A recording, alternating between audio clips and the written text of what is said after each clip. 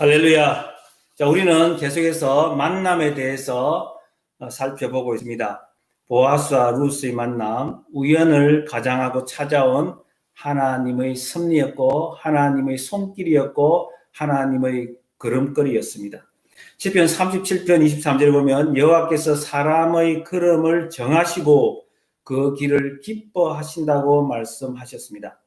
하나님께서 우리의 걸음을 인도하십니다. 하나님이 그의 사랑하는 자녀들을 기억하시고 멀리서 바라보시면서 우리가 위급할 때 언제든지 손을 내미시고 우리의 손을 붙들고 그의 길로 인도하시는 분입니다. 그리고 그 길을 기뻐하시는 분이 바로 하나님이십니다. 눈물이 앞을 가리고 내 마음에 근심이 쌓일 때 손을 내미시고 우리를 위로하시고 힘주시는 분이 바로 예수님입니다.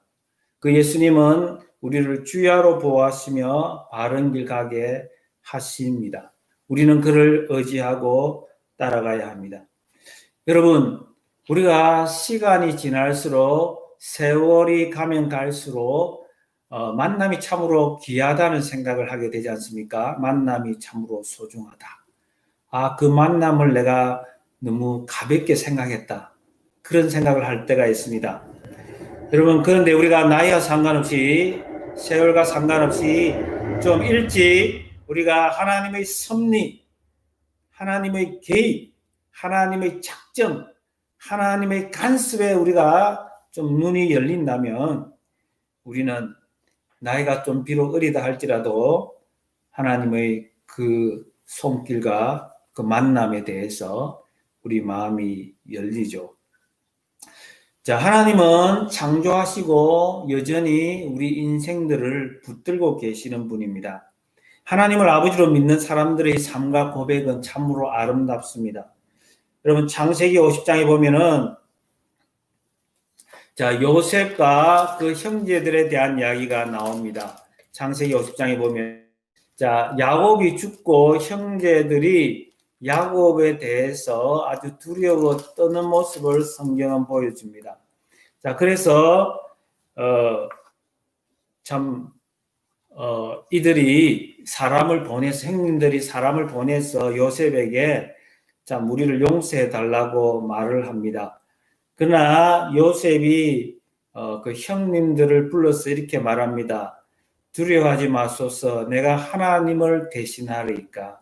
당신들은 나를 해하리하였으나 하나님은 그것을 선으로 바꾸사 오늘과 같이 많은 백성의 생명을 구원하게 하시려 하셨나니 당신들은 두려워하지 마소서. 내가 당신들과 당신들의 자녀를 기르리이다 하고 그들을 간곡한 말로 위로하였더라. 여러분, 내가 하나님을 대신할 수 없다는 거예요.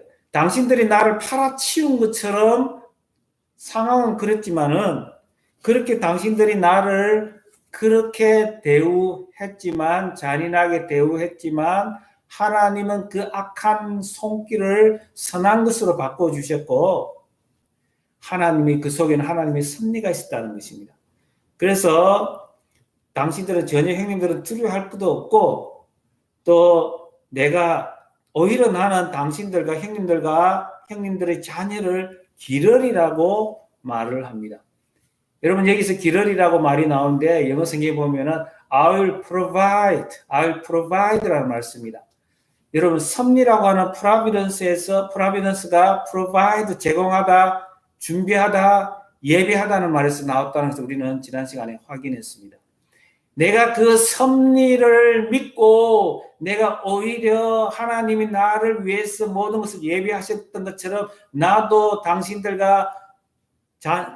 자녀를 위해서 내가 이제 하나님처럼 준비하고 제공하고 내가 베푸는 자가 되겠나이다라고 고백하는 것입니다.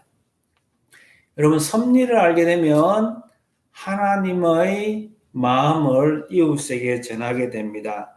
우리가 잘 아는 로마서 8장 28절은 어떻습니까? 바울은 섭리의 신앙을 가지고 있었습니다. 우리가 알거니와 하나님을 사랑하는 자, 곧 그 뜻대로 부르심을 입은 자들에게는 모든 것이 합력하여 선을 이루느니라.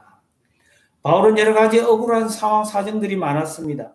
그래서 핍박도 받고 도래도 맞고 죽을 뻔한 고생을 많이 했습니다. 그럼에도 불구하고 모든 것이 합력하여 선을 이루게 하시는 하나님을 사랑하는 자, 곧 그 뜻대로 부르심을 입은 자들에게는 모든 것이 합력하여 선을 이루게 하시는 그 하나님의 손길을 경험하고 고백한 말입니다. 우리가 알지 않느냐? 우리가 알거니와 우리가 경험했지 않느냐? 그렇습니다. 인생은 해석입니다. 하나님의 눈으로 보면 하나님의 섭리의 눈이 뜨이면 우리의 만남 속에 하나님의 사랑을 경험할 수 있고 하나님의 인도하심과 보호하심을 우리는 알고서 감사할 수 있는 것입니다. 오늘 이 본문에 보면 섭리의 하나님을 믿고 사는 공동체의 아름다움을 보여주고 있습니다. 여러분, 룻은 우연히 보아스의 밭에 들어갔고 잠시 후에 마침 보아스가 그 밭에 돌아왔다라는 것을 성경은 이야기하면서 보아스와 룻의 아름다운 만남을 소개하고 있습니다. 보아스가 돌아왔을 때 그 밭에서 자기 밭에서 일하는 사환들과 나누는 인사를 보면 그거는 인사의 수준을 넘어서 축복입니다. 자, 보아스는 사환들에게 일꾼들에게 하나님이 함께하기를 원하노라라고 축복을 해주고 사환들은 보아스에게 하나님께서 당신에게 복을 주시기를 원한다라고 이렇게 축복을 합니다. 서로 축복하는 관계입니다. 헷세대의 사랑을 아는 사람들이 헷세대의 사랑을 나누는 것을 볼 수 있습니다. 모든 것이 하나님의 섭리 안에 뜻 안에 손길 안에 있음을 아는 사람들의 모습입니다. 여러분 또 다른 사람들과 인사를 나눌 때에 다른 사람들을 축복하는 자리까지 올라갈 수 있기를 바랍니다. 여러분, 참 우리가 이 지난 시간에 이삭 죽기라는 것을 보면서 이삭 죽기라고 하는 하나님 만드신 그 율법에 따라서 룻이 아무것도 없는 빈털터리였지만은 남의 밭에 가서 이삭 죽기를 할 수가 있었습니다. 신명기 24장 19절 22절을 보니까 레기스를 먼저 보겠습니다. 19장 9절 10절입니다. 우리 스크린을 보면서 다 같이 한번 읽어봅시다. 레기 19장 9절에서 9절입니다. 다 같이 읽습니다. 시작. 너희 땅의 곡물을 벨 때에 너는 밥 모퉁이까지 다 거두지 말고 너희 떨어진 이삭도 줍지 말며 너희 포도원의 열매를 다 따지 말며 너희 포도원에 떨어진 열매도 줍지 말고 가난한 사람과 타국인을 위하여 버려두라. 나는 너희 하나님 여호와니라. 자, 이 율법 속에 복음이 담겨 있고 하나님의 마음이 담겨져 있습니다. 신명기 24장 19절에서 22절을 보겠습니다. 신명기 24장 19절로 22절입니다.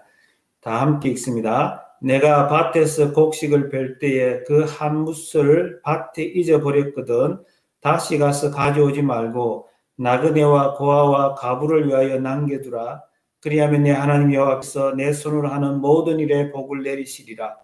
내가 내 감람나무를 떤 후에 그 가지를 다시 살피지 말고 그 남은 것은 객과 고아와 가부를 위하여 남겨두며 내가 내 포도원의 포도를 딴 후에 그 남은 것을 다시 따지 말고 객과 고아와 가부를 위하여 남겨두라.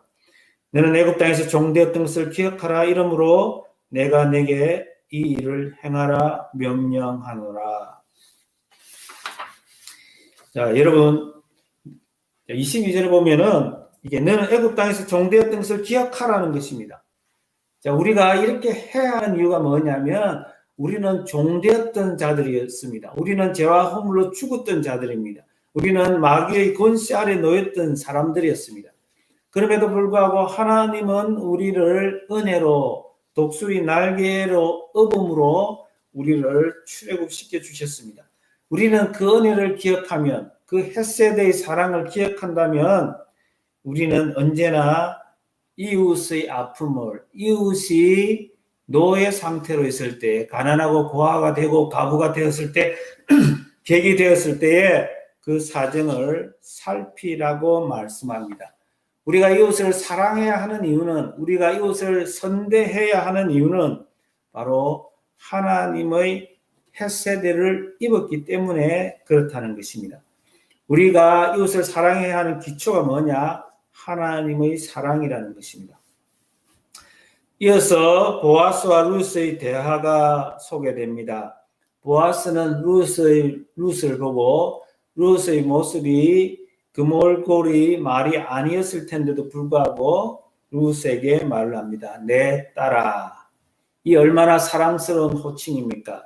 유대인 남자가 이방 여자에게 접근했으면 안 됨에도 불구하고 보아스는 은혜를 베풀어 주고 싶어서 먼저 말을 건넵니다. 여러분, 이 대목에서 보아스는 유력한 자라고 성경은 소개하고 있지 않습니까? 여러분, 칭송을 받는 사람이고 돈도 있고 권력도 있고 힘도 있고 영향력도 있는 사람입니다.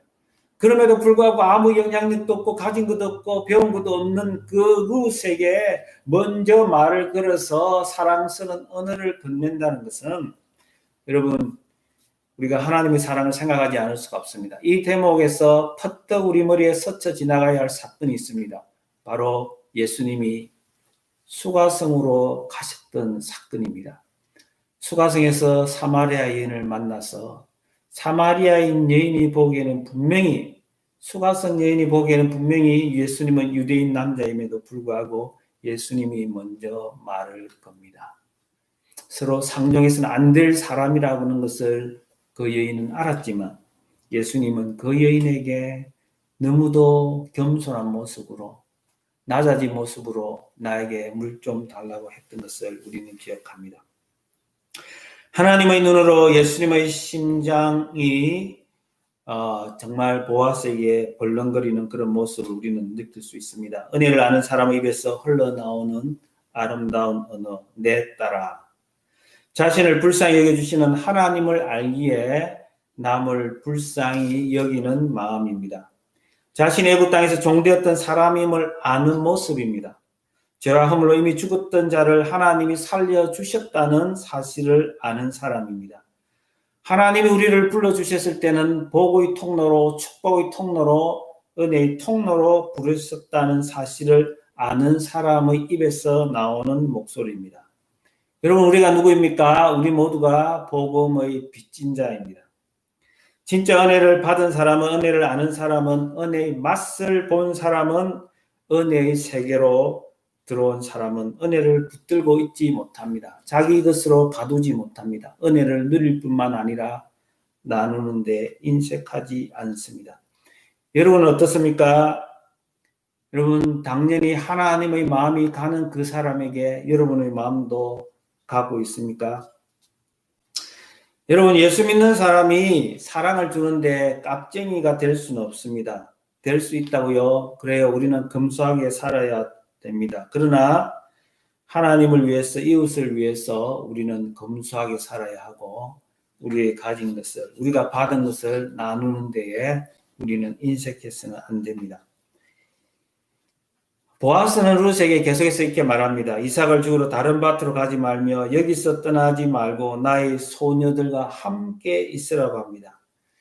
예수님의 음성이 들리지 않습니까? 너희는 내 안에 가라. 나도 너희 안에 가리라. 요한복음 15장 4절입니다.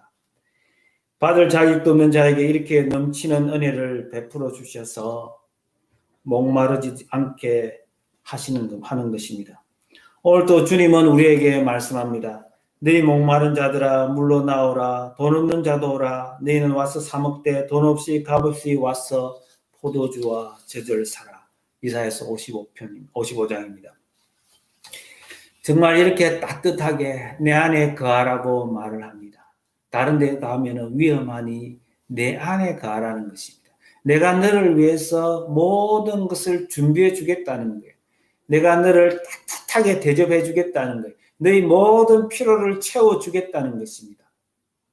하나님이 나에게 베풀어 주신 그대로 내가 너를 그렇게 베풀어 주고 대우해 주겠다는 것입니다.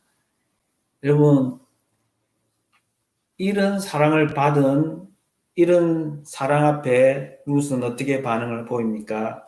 나는 이방 여인이거늘 나는 이방 여인이거늘 어찌하여 나를 돌보시나이까.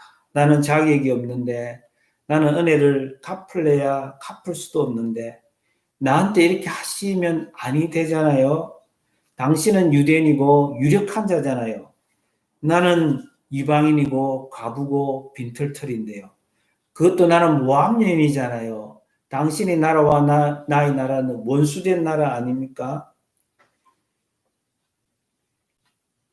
여러분, 나는 이방 여인이거늘 어찌하여 이렇게 계집종에게 시녀 중에 하나도 아닌 나에게 이렇게 사랑을 베푸십니까?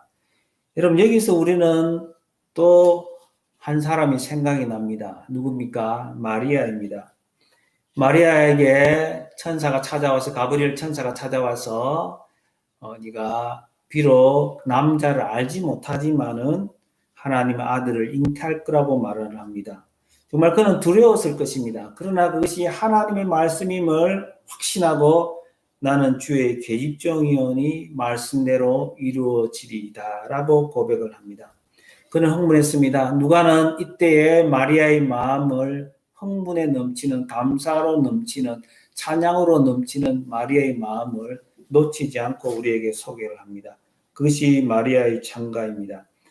내 영혼이 주를 찬양하며 내 마음이 하나님 내 구주를 기뻐하였음은 그 여종의 비천함을 돌보셨음이라. 보라, 이제 후로는 만세의 날을 복이 있다 일컬으리로다. 능하신 이가, 전능하신 하나님이 큰 일을 내게 행하셨으니 그 이름이 거룩하시며 긍휼하심이 두려워하는 자에게 대대로 이르리로다. 그의 여종의 비천함을 돌보셨음이라. 전능하신 이가, 능하신 이가, 전능하신 하나님이 나를 돌보셨다는 것입니다. 여러분, 은혜에 반응하는 모습입니다. 은혜를 은혜로 받는 모습입니다. 나는 이방 여인이거늘 나는 주의 계집종이거니와 은혜는 값싼 것이 아닙니다. 언젠가 잘 되어 가지고 하나님 앞에 우리가 돌려드릴 수 있는 것이 아닙니다. 은혜는 우리를 압도할 수밖에 없습니다. 은혜를 아는 자는 하나님의 영광의 무게에 압도되고 마는 것입니다. 그 영광 앞에 잠잠할 수밖에 없어요. 그 은혜와 우리가 뭔가 딜할 수 있는 것이 아닙니다. 은혜의 출처는 하나님으로부터 오는 것이고 하나님의 영광의 그 무게를 우리가 안다면 우리는 그 앞에 잠잠할 수밖에 없고 그 앞에 낮아질 수밖에 없는 것입니다. 나는 이방 여인이거늘은 바로 그 은혜 앞에 꼬꾸라지는 모습입니다. 자격이 없는데. 여러분, 마리아의 노래는 구약의 카운터파트가 바로 한나의 노래입니다. 한나의 노래는 사무엘상 2장 1절서부터 소개되는데요. 이렇게 노래합니다. 여호와 같이 거룩하신 이가 없으시니 이는 주밖에 다른 이가 없고 우리 하나님 같은 반석도 없으심이니이다. 심히 교만한 말을 다시 하지 말 것이며 오만한 말을 너희 입에서 내지 말지어다. 여호와는 죽이기도 하시고 살리기도 하시며 서울에 내리기도 하시고 거기에서 올리기도 하시는도다. 한나는 정말 비참한 상황에 처했습니다.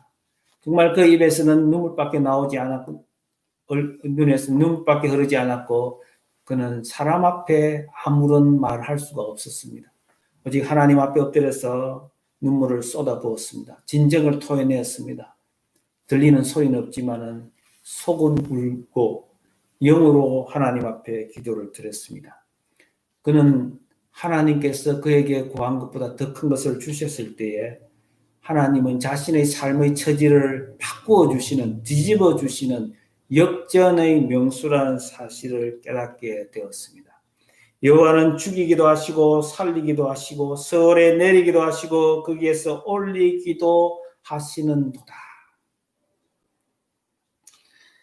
여러분, 우리는 룻기의 이 고백을 보면서 이 고백에 가장 가까운 또 다른 고백을 성경에서 찾아볼 수 있는데 그 고백이 사무엘하 9장에서 나옵니다. 이 고백의 주인공이 누구였을까요? 종이 무엇이관대 왕께서 죽은 개 같은 나를 돌보시나이까. 머비보셋의 고백입니다. 머비보셋이 누굽니까? 요나단의 아들입니다. 길보아 산에서 사울이 죽고 요나단이 죽었을 때에 왕궁에 있던 머비보셋과 왕궁에 있던 사람들에게 소식이 전해져 옵니다. 사울이 죽고 요나단도 죽고 사울의 왕들이 다 죽었다는 것입니다. 사울의 왕자들이 다 죽었다는 것입니다. 이때에 사울의 사람들이 지금 요나단의 아들이 머비보셋을 안고 도망갑니다. 이제는 우리 집안이 망했구나. 사울 왕가가 망했구나. 이제는 다윗 집안이 우리를 복수하겠지. 그래서 머비보셋의 유모가 머비보셋이 그때 나이가 5살이었습니다. 안고 도망가는데 그만 떨어뜨리고 말았습니다. 머비보셋은 떨어지자마자 두 발목을 다 깨고 말았습니다. 그래서 그는 평생 두 다리를 저는 사람으로 살게 되었습니다. 다윗이 왕이 되고 나서 시간이 흘렀습니다. 이제 나라가 깃털이 잡히면서 이제 다윗이 비록 여유를 가지고 앉을 수 있는 상황이 되었습니다. 바로 그때에 다윗은 무엇을 하느냐? 사울의 집안에 남은 사람이 없느냐는 것입니다. 사람들이 말을 합니다.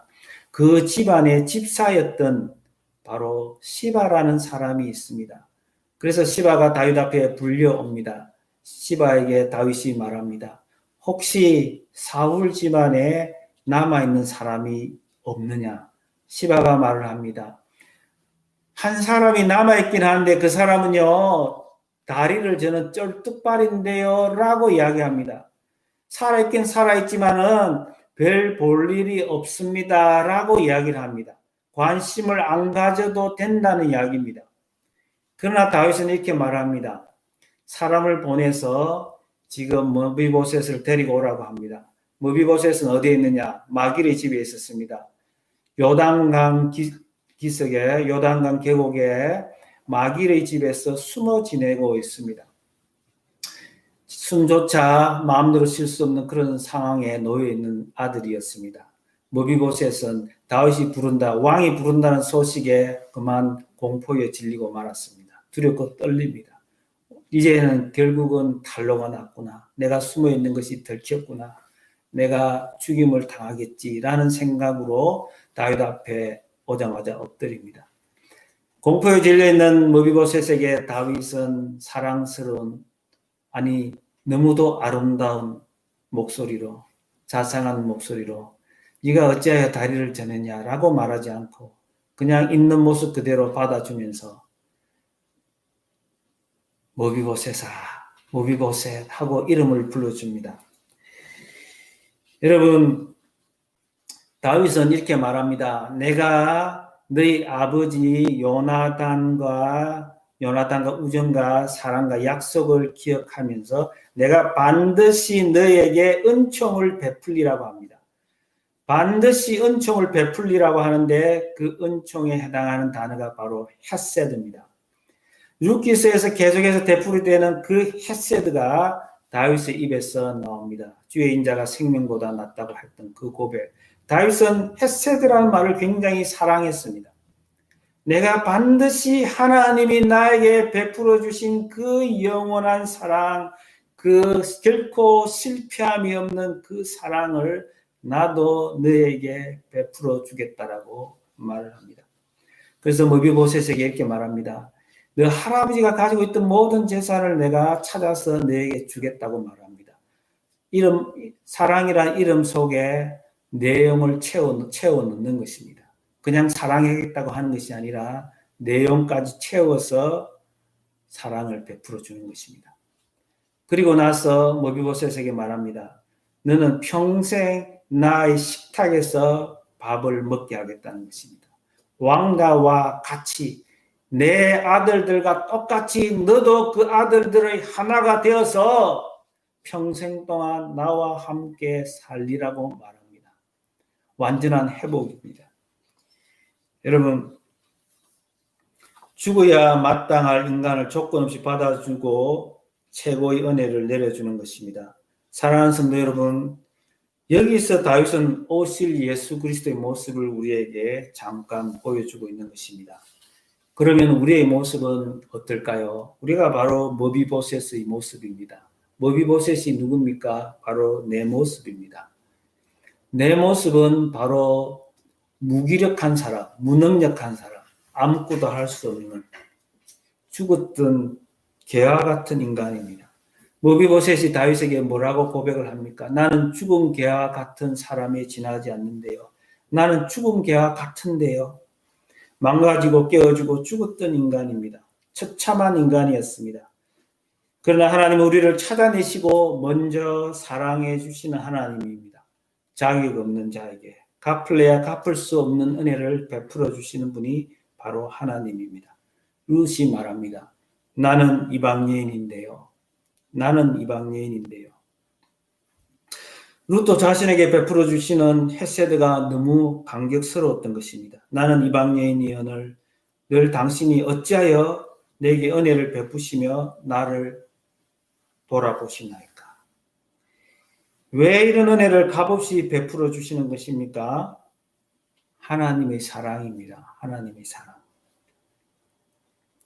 하나님은 우리를 먼저 사랑했다고 성경은 말합니다. 우리가 어떤 자격이 있어서가 아니라 우리가 갚을 능력이 있어서가 아니라 하나님은 우리를 먼저 사랑했다는 것입니다. 에서는 미워하고 야곱은 사랑하고 하나님이 에서를 미워하는데 방점이 있는 것이 아닙니다.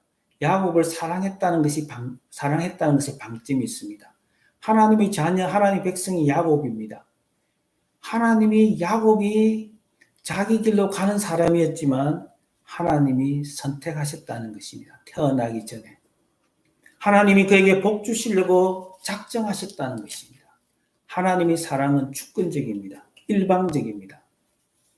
하나님은 자격이 없는 사람에게 하나님 찾아오셔서 베풀어 주십니다. 여러분, 우리가 그 은혜를 안다면, 그 헤세드를 안다면 나는 이방 여인이거늘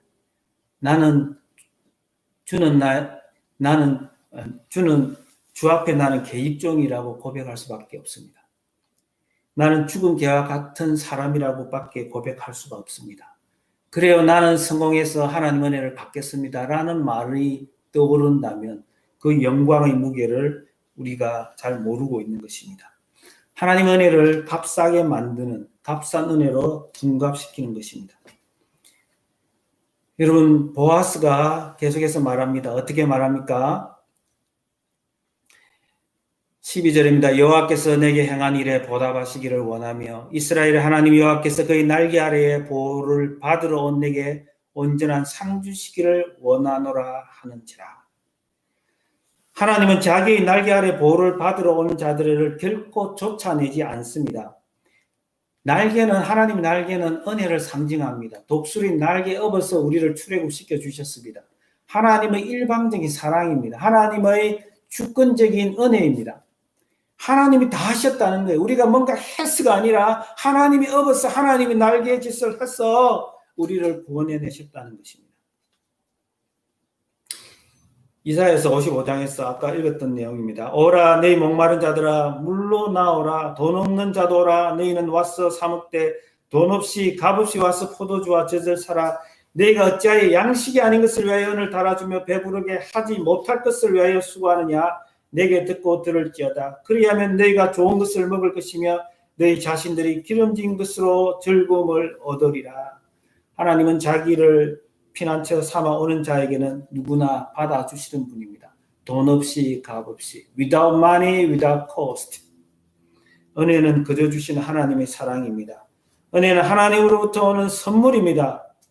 이 은혜의 깊이와 넓이를 안다면 이 은혜의 출처가 하나님이라는 사실을 안다면 그 영광의 무게를 안다면 우리는 그 앞에 그저 꼬꾸라질 수밖에 없는 것입니다. 낮아질 수밖에 없는 것입니다. 이 영광의 무게를 모르는 사람은 여전히 살아 있습니다. 여전히 내가 뭔가 갚을 수 있는 사람처럼 이야기합니다.